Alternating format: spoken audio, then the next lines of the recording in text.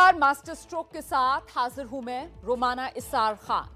बांग्लादेश में अल्पसंख्यक हिंदुओं के खिलाफ हिंसा लगातार चल रही है। इसे पिछले 10 साल की सबसे बड़ी सांप्रदायिक हिंसा बताया जा रहा है। हिंदुओं के खिलाफ हमलों में अब तक 450 लोगों को गिरफ्तार किया गया है। ये जो हिंसा हो रही है, इसके मामले में 70 से ज्यादा केसेस दर्ज किए गए हैं।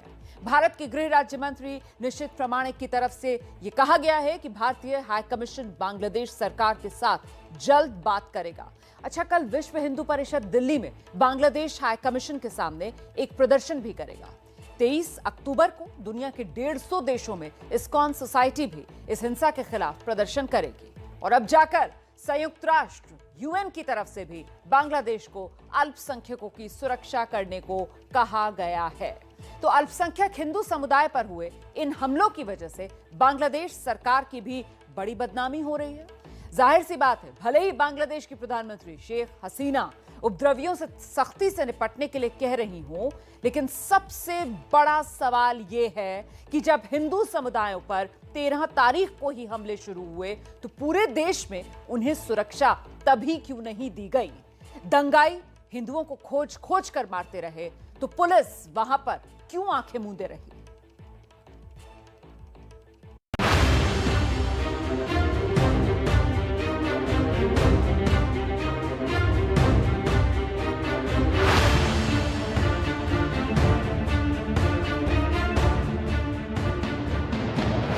जब ये पिछले 10 दिनों से हिंदुओं पर अत्याचार चल रहे हैं, बजाय ये कहने के कि खबरदार किसी ने हाथ भी उठाया, उन्होंने भारत सरकार को चेतावनी दी कि यहां ऐसा कुछ ना होने दिया जाए भारत में जिससे वहां का मुस्लिम समाज भड़क जाए। भारत से ये आवाज इसलिए उठ रही है क्योंकि बांग्लादेश के गृह मंत्री असदुज्जमान खान ने बिना भारत का नाम लिए भारत को चेतावनी दी है।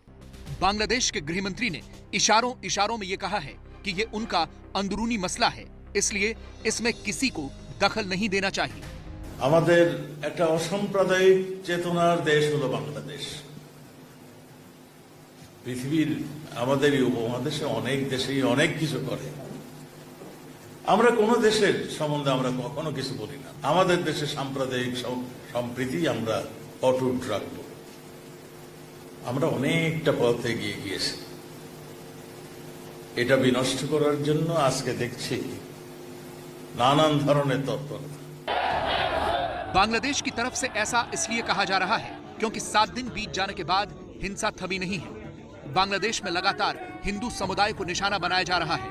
हिंदुओं के घर और बस्तियां जलाई जा रही हैं। हिंदू समुदाय की दुकानों को भी जलाया जा रहा है। हिंदुओं के मंदिरों में तोड़फोड़ करके आग लगाई जा रही है। पुलिस पर सख्ती से कार्रवाई नहीं करने के आरोप लग रहे हैं। बांग्लादेश के नोआखाली में इस्कॉन मंदिर में हो रही घटनाओं के बाद इस्कॉन समुदाय की ओर से प्रधानमंत्री नरेंद्र मोदी को पत्र लिखा गया, जिसमें भारत सरकार से बांग्लादेश में हो रही घटनाओं में दखल करने की अपील की गई। उसके बाद भारत सरकार के विदेश मंत्रालय ने कहा कि बांग्लादेश सरकार हर संभव कोशिश कर रही है इन घटनाओं को रोकने की और हिंदू समुदाय को सुरक्षित रखने के लिए, लेकिन उसके बाद भी घटनाएं कम नहीं हुई, बढ़ती ही चली गई। इन हमलों के विरोध में इस्कॉन सोसाइटी ने यह तय किया था कि वो दुनिया भर में प्रदर्शन करेगी और इन प्रदर्शनों की शुरुआत हो चुकी है। न्यूयॉर्क में हिंदुओं और इस्कॉन सोसाइटी की तरफ से यूएन की बिल्डिंग के बाहर प्रदर्शन किया गया और दूसरी तरफ रूस में भी इस्कॉन के सदस्यों ने हमलों के खिलाफ विरोध प्रदर्शन किया। और अब 23 अक्टूबर को दुनिया के 150 देशों में हिंदुओं पर हमले के विरोध में ये प्रदर्शन होंगे। न्यूयॉर्क में, मॉस्को में, रशिया के कई दूसरे शहरों में, ऑस्ट्रेलिया, कनाडा, वहाँ से ऑलरेडी प्रोटेस्ट चल रहा है। बॉम्बे में होगा, बेंगलोर में होगा। लेकिन हम लोग 23 अक्टूबर को हमने डिसाइड किया है कि जितने भी इस्कॉन मंदिर हैं लगभग 150 देशों में, और भी जो गवर्नमेंट के प्रतिष्ठान हैं उसके सामने भक्त आएंगे और अपनी संवेदना और जो प्रोटेस्ट भी करेंगे, जो भी हुआ, जो कांड हुआ बांग्लादेश में। बांग्लादेश में हिंदुओं पर हो रही हिंसा के खिलाफ भारत में भी हंगामा हो रहा है। ये कोलकाता है, जहां विश्व हिंदू परिषद की तरफ से प्रदर्शन किया गया। वीएचपी की तरफ से भी यह ऐलान किया गया है कि बुधवार को सुबह दिल्ली में बांग्लादेश हाई कमीशन के सामने प्रदर्शन किया जाएगा। यानी बांग्लादेश की सरकार को चेतावनी देते, यदि आप चाहती हैं कि बांग्लादेश को विकासशील देशों की पंक्तियों में बनाए रखा जाए, तो उन्हें अपना चरित्र बदलना होगा। मुस्लिम राष्ट्र की जगह उसको धर्मनिरपेक्ष देश घोषित करना पड़ेगा और कट्टरपंथियों पर लगाम लगाने के लिए यदि उनको लगता है कि वो असफल हैं, तो 1971 की तरह वो भारत सरकार से मदद की अपील कर सकते हैं। सरकार बांग्लादेश की आगे बढ़े और हम भारत सरकार से अपील करेंगे उनकी सहायता करें और बांग्लादेश के हिंदुओं को इन अत्याचारों से मुक्त कराए। এবং ভক্তদের বসার জায়গা, যে টেবিল চেয়ার সব ভগ্নাবশেষ অবস্থায় পড়ে আছে।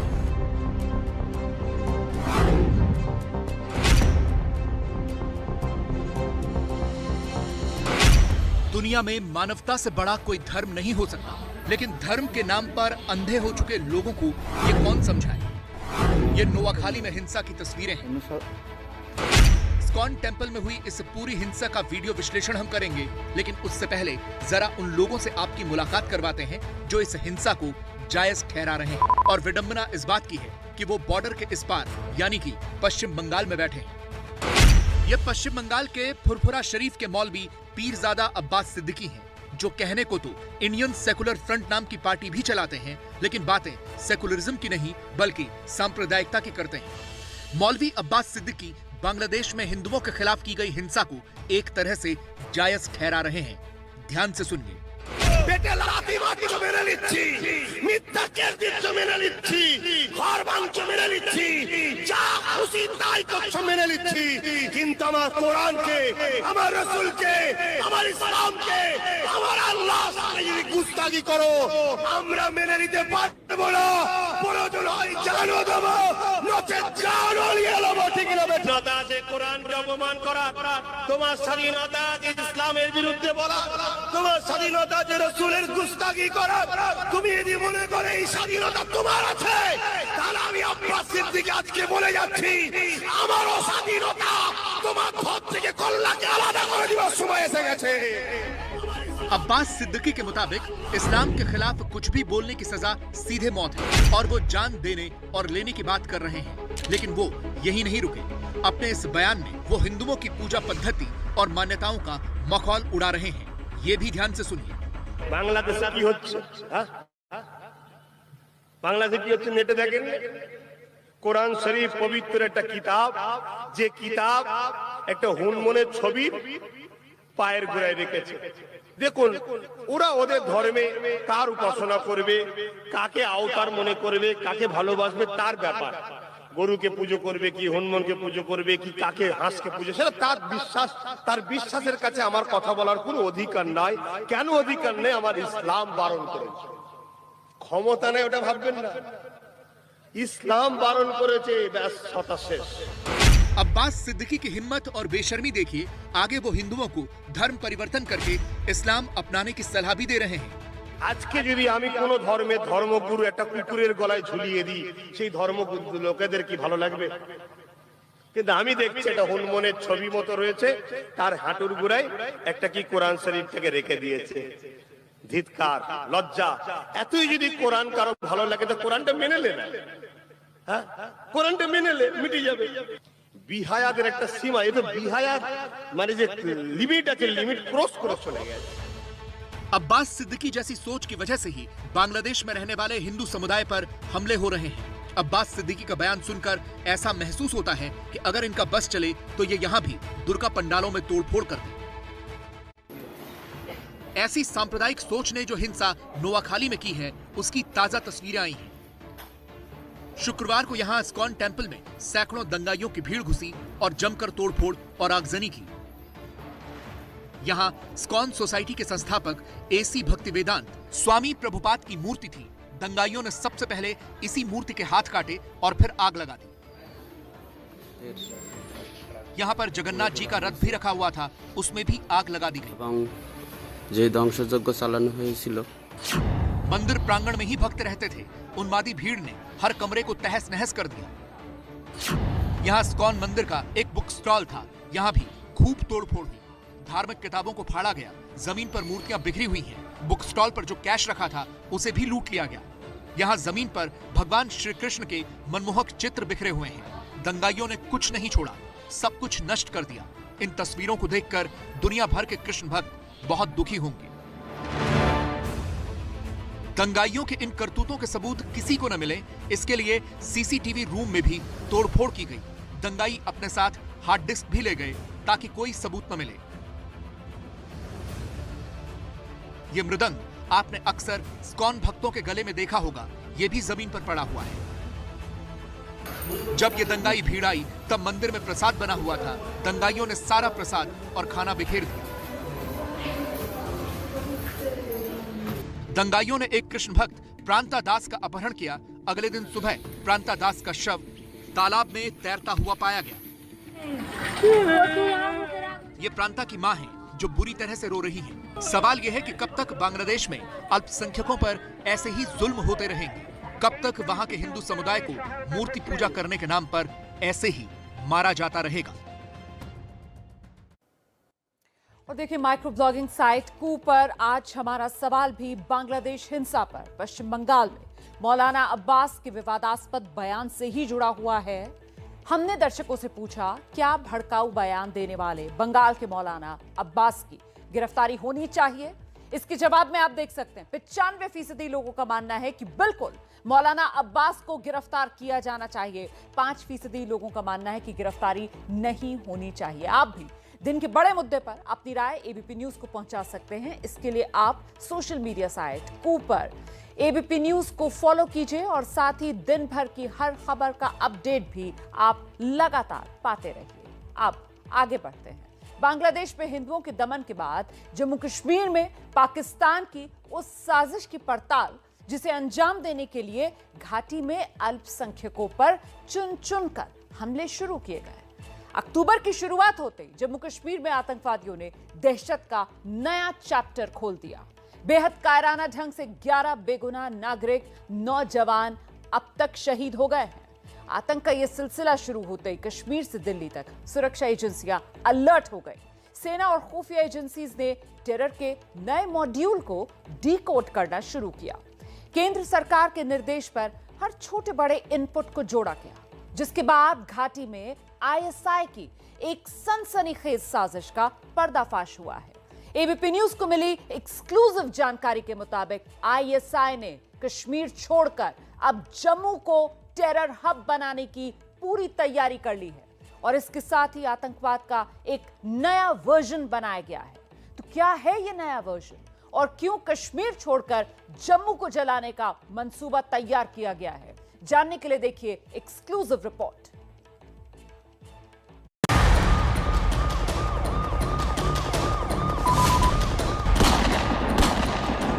कश्मीर में आतंक पर करारा प्रहार।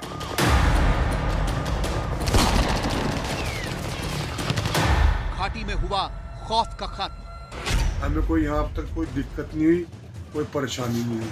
नहीं, कोई डर नहीं सर। यहाँ पे तो अपना घर जैसा माहौल है और घर से भी अच्छा लगता है यहाँ पे तो सर। कोई डर नहीं है, कोई सता नहीं है, कोई प्रॉब्लम नहीं है। हमारे को बहुत अच्छा लगा, अच्छे रह रहे हैं। ये सबूत है कि आम नागरिकों का कत्ल कर कश्मीर में दहशत फैलाने की साजिश नाकाम हो चुकी है। आतंकियों ने घाटी में आम लोगों को निशाना बनाकर आतंकवाद को फिर से जिंदा करने की कोशिश की, लेकिन पाकिस्तान में बैठे आतंक के आकाओं का मकसद कामयाब होता उससे पहले ही सेना ने आतंक का सिर कुचल दिया।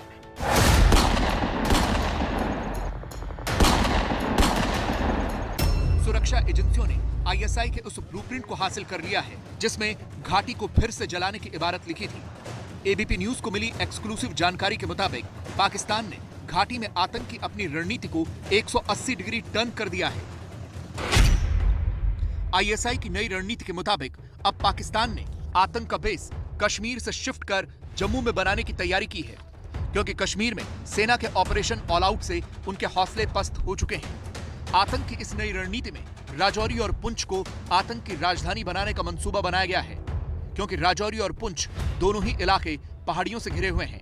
इसलिए यहाँ ISI ने आतंकी अड्डे बनाने की तैयारी की है और इन्हीं पहाड़ियों में मौजूद जंगलों के रास्ते आतंकी घुसपैठ की तैयारी की गई है। आतंकियों की ISI की पाकिस्तान की ये एक नई स्ट्रेटजी होगी जिसमें वो अपना बेस, ऑपरेटिंग बेस जो है वो श्रीनगर से शिफ्ट कर शायद जम्मू लाना चाहेंगे, जो कि जम्मू में अगर वो आते हैं तो एक तो बड़ा मैसेज जो जाएगा श्रीनगर तक वो है कि हम नॉन मुस्लिम्स को मारना चाहते हैं, उनको टारगेट करना चाहते हैं। जम्मू इज़ मोर क्राउडेड, तो आपके पास टारगेट्स ज़्यादा मिल पाएंगे, एडवर्टाइजमेंट ज़्यादा होगा, शायद भारत देश को और सरकार को हर्ट भी ज़्यादा होगा अगर जम्मू में कोई वारदात होती है। आतंक का बेस कश्मीर से जम्मू शिफ्ट करने की वजह सेना का ऑपरेशन ऑल आउट है। अब सवाल उठता है कि आतंक का नया सेंटर पुंछ और राजौरी को क्यों चुना गया है। दरअसल जम्मू के राजौरी और पुंछ के पहाड़ LOC के करीब हैं। LOC के उस पार POK का रावलाकोट इलाका है, जहां आतंकियों के ट्रेनिंग कैंप और लॉन्चिंग पैड्स हैं। इस भौगोलिक स्थिति का पाकिस्तान फायदा उठाना चाहता है। उसकी चाल यह है कि पहले पुंछ और राजौरी की पहाड़ियों से आतंकियों की घुसपैठ कराई जाए और फिर जंगल का फायदा उठाकर आतंकियों को श्रीनगर और दूसरे इलाकों में भेज दिया जाए। ये इलाका पहाड़ी इलाका है। ये पिछले अनकरीब 2 महीने से हमारे ऑपरेशन जो हैं इस इलाके में चल रहे हैं और आपने देखा होगा कि 6 अगस्त को 5 अगस्त की रात से ये ऑपरेशन शुरू हुए थे और उसी कड़ी का ये हिस्सा है कि आज तक वो ऑपरेशन खींचते आए। पाकिस्तान ने आतंक के इस नए मॉड्यूल को एक्टिवेट भी कर दिया है। ABP न्यूज को मिली जानकारी के मुताबिक सीमा पार राजौरी और पुंछ से लगने वाले कई लॉन्च पैड्स और ट्रेनिंग कैंप भी सक्रिय हो चुके हैं, जिसमें फगोश, निकियाल, बारली, समानी, शुमाली, कोपरा और फॉरवर्ड कहटा बड़े कैंप हैं। फॉरवर्ड कहटा में करीब 150 आतंकी घुसपैठ की फिराक में बैठे हैं। ट्रेनिंग कैंप्स को लेकर पाकिस्तान ने इस बार अपनी रणनीति में भी बदलाव किया है। इस बार जिन आतंकियों को इन ट्रेनिंग कैंप्स में प्रशिक्षण या लॉन्चिंग पैड्स पर घुसपैठ के लिए तैयार रखा जा रहा है वो किसी एक संगठन के नहीं हैं, बल्कि विभिन्न संगठनों के आतंकियों को यहां रखा गया है ताकि मौका मिलने पर वो घुसपैठ कर सके और जम्मू कश्मीर में खून खराबे को अंजाम दे सके। ISI की नई रणनीति इस बात का सबूत है कि पाकिस्तान जम्मू कश्मीर में आतंक की दुकान फिर खोलने के लिए बेचैन है। इसलिए उसने आतंक का बेस शिफ्ट करने के साथ ही आतंकवाद को नया मुखौटा भी पहना दिया है। अब घाटी में नए नए नाम के आतंकी संगठन लॉन्च किए जा रहे हैं। साथ ही पाकिस्तान ने पार्ट टाइम आतंकियों का भी इस्तेमाल शुरू कर दिया है। अब आतंकी टारगेट किलिंग पर ज्यादा जोर दे रहे हैं और पैसे देकर वारदात कराई जा रही है। इसके अलावा आतंकी वारदात में राइफल की जगह पिस्टल का इस्तेमाल बढ़ गया है। यही नहीं, LOC के पार जो आतंकी कैंप खोले गए हैं उनमें ट्रेनिंग का मॉड्यूल भी बदल दिया गया है। अब पाकिस्तान आतंकियों को ठीक वही ट्रेनिंग दे रहा है जैसे पाकिस्तानी सेना के कमांडो को दी जाती है। इसके लिए अब पाकिस्तान सेना के कमांडो ही आतंकियों के ट्रेनर बनाए जा रहे हैं। इस ट्रेनिंग में छिपकर वार करने की रणनीति पर खास जोर दिया जा रहा है। साथ ही आतंकियों को छिपने और बचने के हुनर अलग से सिखाए जाते हैं। जम्मू में LOC पर जिन आधा दर्जन से ज्यादा आतंकी ट्रेनिंग कैंप्स को सक्रिय किया गया है, उनमें जिन आतंकियों को रखा गया है उनमें से कई आतंकियों को पाकिस्तानी सेना और ISI ने दौराए खास की ट्रेनिंग भी दी है। दरअसल दौराए खास की ट्रेनिंग वो विशेष ट्रेनिंग होती है जो पाकिस्तानी सेना अपने कमांडोज को देती है ताकि ये लोग विपरीत परिस्थितियों में दुश्मनों का मुकाबला कर सकें। आतंक के इसी ब्लूप्रिंट पर तैयार आतंकियों ने कश्मीर में पिछले करीब 1 महीने से कोहराम मचाया हुआ है। पुंछ और राजौरी के जंगलों में 10 अक्टूबर से सेना आतंकियों की एक टोली को तलाश रही है। इन आतंकियों की पूरे 9 दिन बाद सेना ने घेराबंदी कर दी है। सेना प्रमुख MM नरवणे भी जम्मू कश्मीर पहुंच चुके हैं। इधर दिल्ली में PM नरेंद्र मोदी और गृह मंत्री अमित शाह ने कश्मीर मामले पर चर्चा की है। सरकार ने हाल ही में कश्मीर में हुई आम नागरिकों की हत्या की जांच NIA को सौंप दी है। इसके साथ ही टारगेट किलिंग रोकने के लिए पूरे जम्मू कश्मीर में कड़ा पहरा लगा दिया गया है। जिस तरह से सुरक्षा को लेकर चैलेंज है, तो ये हमारी प्राथमिकता है, लोगों को सुरक्षित करना, क्षेत्र को सुरक्षित करना एवं जो उग्रवाद तत्व हैं उनको यहाँ से बिल्कुल जो है कोई भी कार्रवाई नहीं करने देना। ये हमारा प्राइम मोटो है। कश्मीर में जब पाकिस्तान की सारी कोशिशें नाकाम हो गईं, तो उसने जम्मू को जलाने का मंसूबा बनाया, लेकिन इस साजिश का ब्लूप्रिंट बेनकाब होने के बाद इसे नाकाम करने की रणनीति तैयार हो चुकी है। 20 अक्टूबर को जम्मू कश्मीर के मामले पर गृह मंत्रालय की अहम बैठक होने जा रही है, जिसमें कश्मीर की तरह से जम्मू को भी आतंक मुक्त बनाने के ऑपरेशन पर मुहर लगेगी। नैनीताल में बरसों बाद ऐसा हुआ है कि जो नैनी झील है उसका पानी मॉल रोड तक आ गया है। चमोली में लोगों के घर बह गए। उत्तराखंड सरकार के मुताबिक अब तक 34 लोगों की मौत हो चुकी है, 5 लापता बताए जा रहे हैं। राज्य सरकार ने मारे गए लोगों के परिवार वालों को 4 लाख रुपए मुआवजे का ऐलान किया है। जिनके घरों को नुकसान पहुंचा है उन्हें 1,90,000 रुपए मिलेंगे। उत्तराखंड सरकार से लेकर केंद्र सरकार तक हालात पर नजर बनाए हुए हैं। अब से कुछ देर पहले ही प्रधानमंत्री नरेंद्र मोदी ने भी ट्वीट करके उत्तराखंड में मारे गए लोगों के लिए अफसोस जताया, अपनी संवेदना जाहिर की। आपको दिखाते हैं इस वक्त उत्तराखंड में क्या हैं हालात।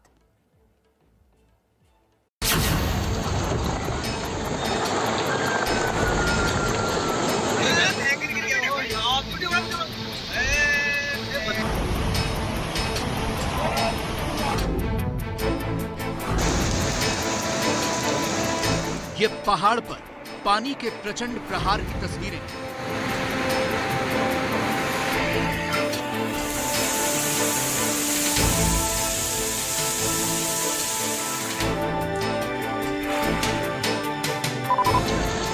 कहीं सैलाब में मकान बह रहे हैं, कहीं पुल बह रहे हैं, तो कहीं रेलवे लाइन उखड़कर पानी में समा गई है।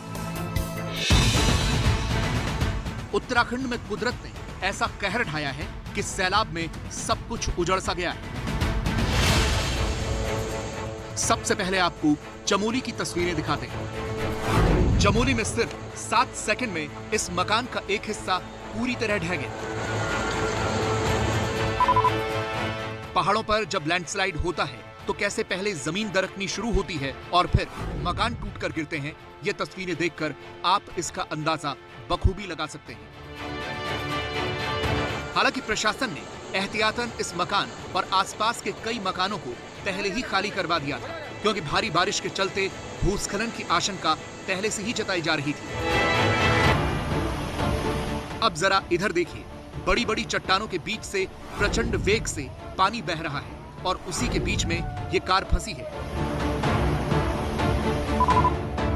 चमोली बद्रीनाथ नेशनल हाईवे पर लामबगड़ से आई ये तस्वीरें एक दिन पहले की है। पानी का बहाव इतना तेज था कि ये कार किसी भी पल सैलाब में बह गई होती अगर वक्त पर मदद न पहुंचती। बीआरओ यानी बॉर्डर रोड ऑर्गेनाइजेशन की जेसीबी मशीन के जरिए इस कार को और इसमें बैठे लोगों को सुरक्षित निकाल लिया गया। चमोली से ही एक और तस्वीर आई।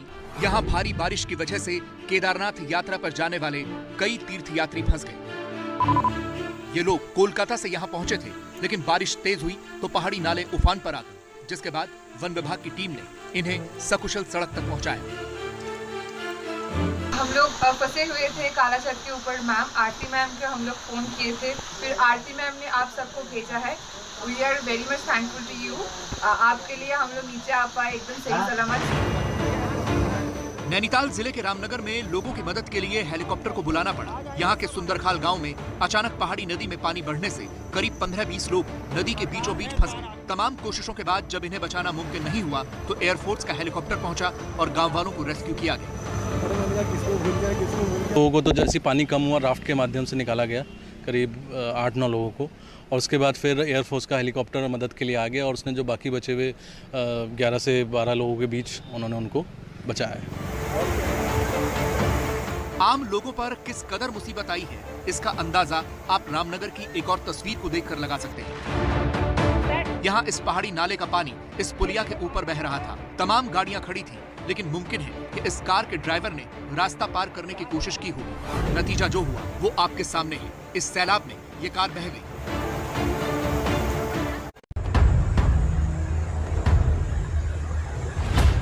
पौड़ी गढ़वाल के कोटद्वार से भी कुछ ऐसी ही तस्वीरें आई। यहाँ बारिश और भूस्खलन के बाद जो मलबा आया उसमें बीचों बीच ये कार फंसी हुई है। कुछ दूरी पर जहाँ कुछ लोग खड़े हैं वहाँ देखिए, ये एक सड़क है जिसका बड़ा हिस्सा मलबे के बीच गायब हो गया है और कार की क्या हालत है वो आप खुद देख रहे हैं।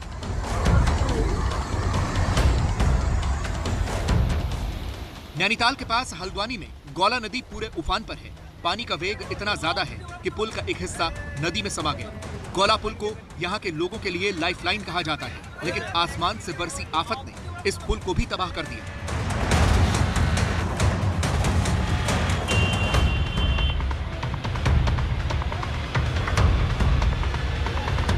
अब आपको इसी गौला पुल की वो तस्वीरें दिखाते हैं जो ऊपर से ली गई हैं। देखिए, पुल का एक हिस्सा दरक चुका है, जिसकी वजह से पुल के इस हिस्से की सड़क धंस चुकी है।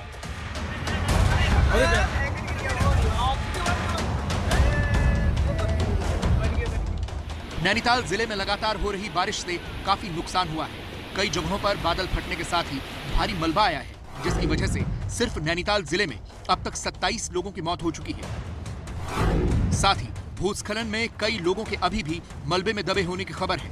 पुलिस के साथ साथ एसडीआरएफ की टीम राहत के काम में जुटी है। प्रशासन पूरी मुस्तैदी से लोगों तक मदद पहुंचाने का काम कर रहा है। कोई सूचना है, कोई आपको कोई ऐसा होती है जानकारी तो हमको दे। हमारी टीम तत्काल मौके पर पहुंचकर जो है वो रेस्क्यू करा रही है। आप घरों से ना निकले कृपया, जो है अगले और एक 24 घंटे तक बिल्कुल हाई अलर्ट है, तो अगले 24 घंटे तक कोई भी घरों से बाहर ना निकले, यही जनता से अपील है। आफत सिर्फ इंसानों पर ही नहीं, जानवरों पर भी आई है। हल्द्वानी में गौला नदी का पानी अचानक बढ़ने की वजह से यह हाथी फंस गया। वो लगातार चहलकदमी कर रहा है, खुद को बचाने की कोशिश कर रहा है, लेकिन पानी का उफान ज्यादा होने की वजह से वो फंसा हुआ है। नैनीताल के पास काठगोदाम में तो रेल ट्रैक ही धंस गया। करीब 200 मीटर के ट्रैक का यह हिस्सा जमीन धंसने की वजह से टूट गया।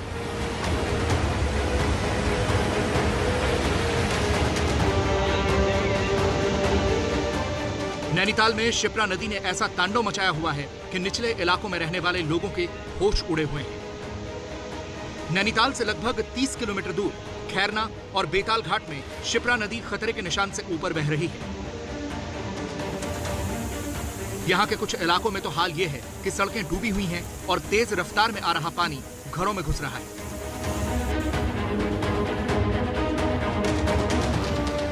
रामनगर के इस इलाके में पार्किंग में खड़ी दर्जनों गाड़ियां डूब गई हैं। सैकड़ों लोग होटल और रिजॉर्ट में फंसे हैं। हालात को देखते हुए चारधाम यात्रा रोक दी गई है, जिसे 20 अक्टूबर को फिर शुरू कर दिया जाएगा। उत्तराखंड के मुख्यमंत्री पुष्कर धामी खुद हालात पर नजर बनाए हुए हैं।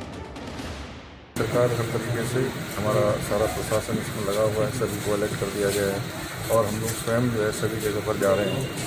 और सभी से हमारा अनुरोध भी है कि ऐसे समय में कोई पैनिक न फैलाएं, न कोई अफवाहें फैलाएं। रुद्रप्रयाग जिले में 3 दिनों से लगातार बारिश हो रही है। अलकनंदा नदी ने खतरे के निशान को पार कर दिया है।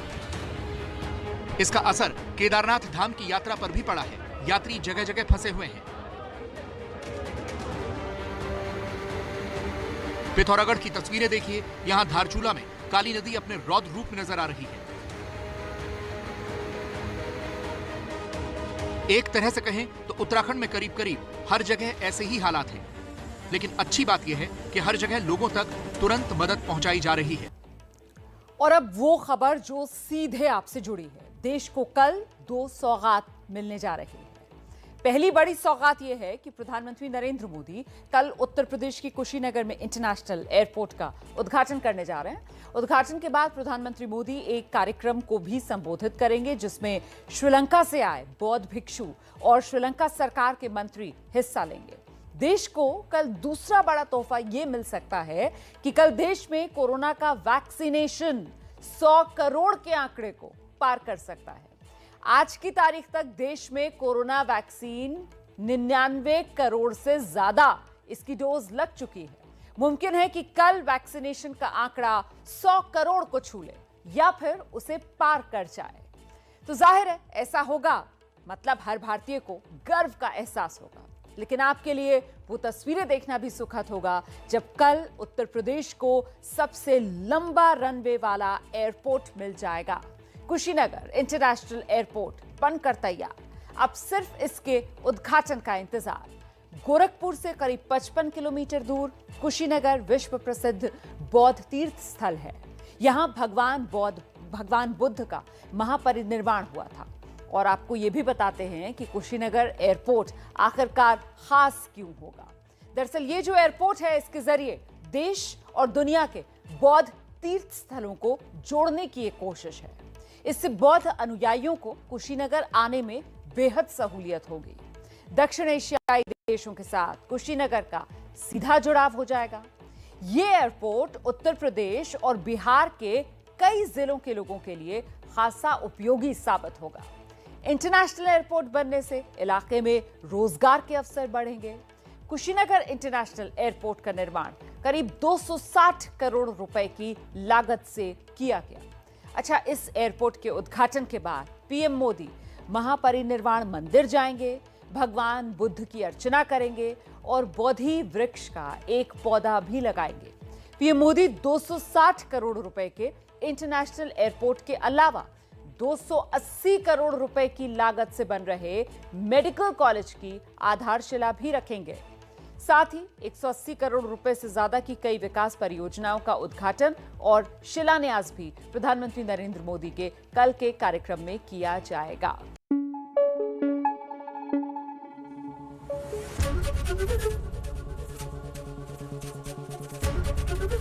एबीपी न्यूज आपको रखे आगे।